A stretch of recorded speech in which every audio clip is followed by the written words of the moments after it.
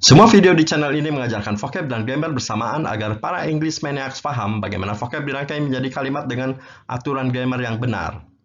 Perhatikan pengucapan berikut, lalu hafalkan. Sweep, swept, swept, menyapu. Map, mapped, mapped, mengepel. Beg, begged, begged, mengemis, memohon. Beggar, pengemis. Dawn, subuh. Down, ke bawah. Kalau subuh nulisnya A, tapi bacanya jadi O. Dawn, gitu ya. Kalau ke bawah nulisnya O, tapi bacanya A. Down. Jadi ini dawn, ini down, gitu ya. Floor, lantai. Intersection, perempatan. Crowded, ramai atau desak-desakan. Jelaskan lalu hafalkan sampai ingat sekali vocab di atas ini. Setelah ingat sekali, boleh diplaykan lagi karena akan langsung dites. Kalau tadi tidak menghafal akan ketahuan. Saya tes ya. Ayo, apa artinya? Ini bacanya down atau down? Bacanya O, down ya. Artinya apa? Subuh ya, bukan ke bawah ya. Ini artinya apa? Intersection. Perempatan. Yuk, matikan suaranya, terjemahkan sendiri. Nomor 1. Saudara perempuanku menyapu dan mengepel lantai tiap subuh.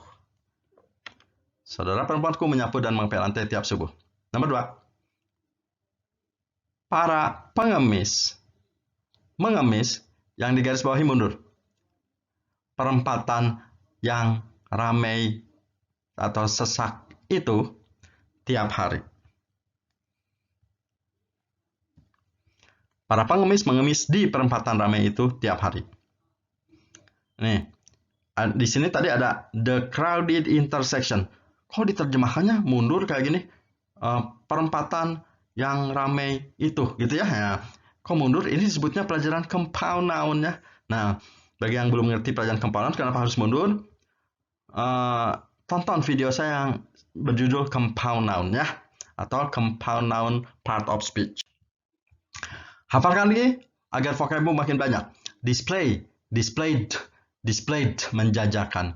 Push, pushed, pushed, mendorong, menekan. Another, yang lain, satu buah. Afternoon, sore. Cart, gerobak. Merchandise, barang dagangan. Porridge, bubur. Place, tempat. Vegetable, sayur. Vendor, penjual, pedagang. From titik-titik to titik-titiknya.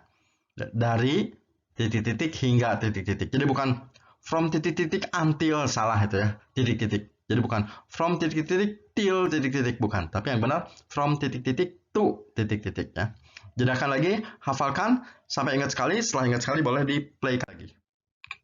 Sekarang akan kita praktekkan semua vocab yang tadi dalam pelajaran simple present tense ya. Kalimat aktif atau kalimat verbal. Untuk apa simple present tense digunakan? Untuk kejadian sehari-hari atau kegiatan yang berulang-ulang ya. Rumusnya simple present, subjek yang berwarna biru ditambah verb. Verb itu kata kerja ya, yang berwarna biru. Kata kerjanya boleh pakai S atau ES ya. Boleh juga tidak, tergantung situasi. Setelah itu diikuti kata-kata lain yang warna hijau. Tuh. Kapan kata kerjanya harus ditambah S nih? Jika subjek tunggal, maka verbnya kata kerjanya harus ditambah S ya. Tapi jika subjek jamak, verbnya tidak boleh ditambah S. ES. Ya, ini aturannya ya. Misalkan ada kalimat, penjual bubur itu mendorong gerobaknya dari satu tempat ke tempat lain. Nah, penjual bubur ini harusnya biru ya. Bahasa Inggrisnya kita Inggriskan ya. The porridge vendor. Nah, ini baru subjeknya ya, penjual bubur. Nah, setelah kata rumus, harus diikuti kata kerja ke satu. Jadi mendorongnya kata kerja ke satu. Push, nggak boleh kedua. Push pakai ed, nggak boleh ya. Nah, kita lihat. Kan penjual buburnya satu nih. Karena penjual buburnya satu, maka pushnya harus pakai S. Kan tadi aturannya, jika subjek tunggal, nah ini subjek tunggal. Maka verbnya harus ditambah ES, gitu ya. Jadi mendorongnya pushes ya. Jadi penjual bubur itu mendorong ya. Setelah beres mendorong, berarti ini rumus beres nih subjek verb. Kata-kata lain tinggal masukin aja. Gerobaknya his cart. Dari from, satu tempat, one place.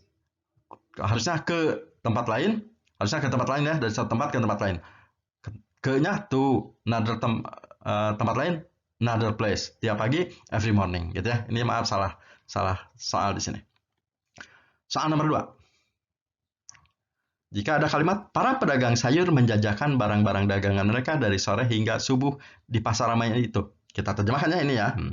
Jadi, para pedagang sayur, subjeknya Inggris kan, the vegetable vendors, pakai S. Nah, kan pedagang sayurnya lebih dari satu, para pedagang sayur. Nah, ini di subjeknya sudah ada S sih. Maka di kata kerjanya nggak boleh pakai S, gitu ya. Jadi, menjajakannya kata kerja ke satu, kata display gitu ya. Nah, jadi ini para penjajah sayur menjajakan. Setelah beres rumus kan rumus beres. Kata-kata lain tinggal masukin aja. Barang-barang dagangan mereka, their merchandise, dari from sore, afternoon hingga to gitu ya. Subuh, dawn. Di pasar ramai itu harusnya at the crowded market atau in the crowded market. Gitu ya, ingat. Kesimpulannya gini. Ini subjek ya, nggak ada S-nya di sini karena tunggal, harus pakai S di kata kerjanya gitu ya. Ini subjek ya, di subjeknya ada S, berarti ini jamak, tidak boleh pakai S di subjeknya. Jadi kalau di sini belum ada S, di sini pakai S gitu ya. Oh, di sini udah ada S, di sini nggak boleh gitu ya, nggak boleh dua-duanya. Ini ada S, ini ada S, nggak boleh. Atau enggak dua-duanya, di sini enggak, nggak boleh ya, gitu ya kesimpulannya ya. Yuk, mari kita latihan. Terjemahkan lalu pilih jawaban yang benar. Ini disuruh pilih ya. Terjemahkan dulu katanya. Ini kan vocabnya udah tuh. Beggar kan disini tuh. Crowded intersection gitu ya. Nah, ya.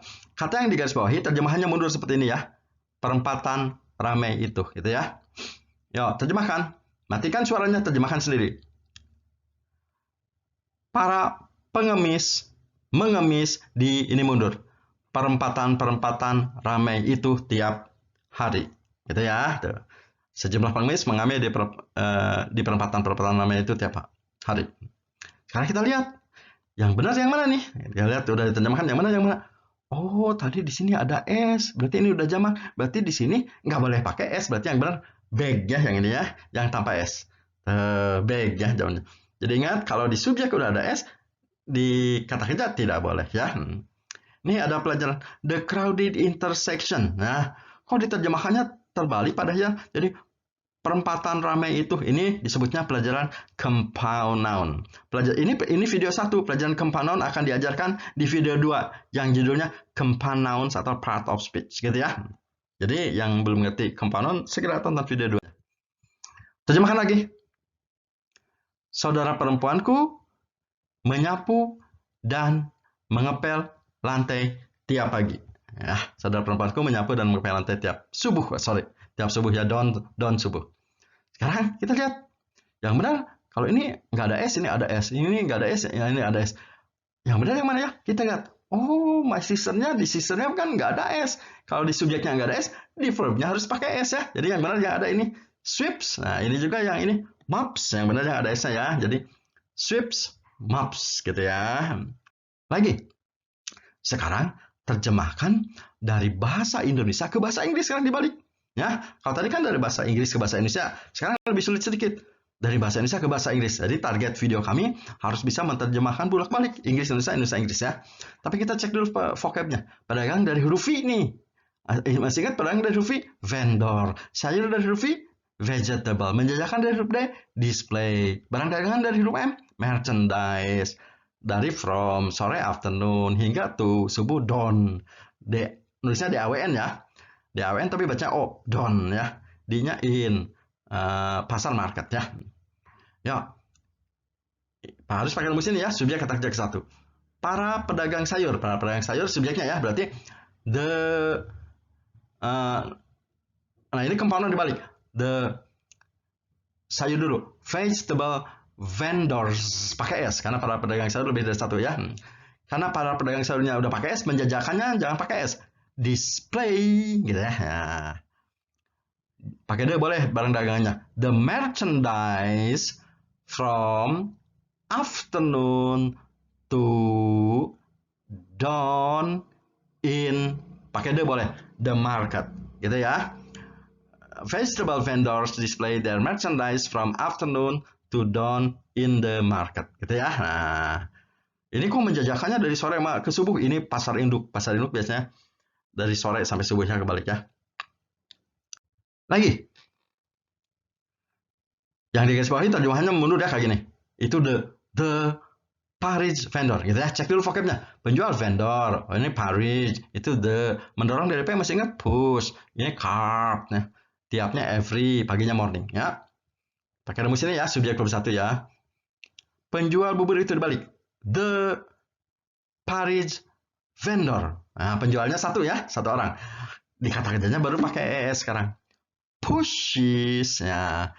Gerobak tuh maksudnya si penjualnya tuh penjual bubur. Berarti his cart every morning gitu ya.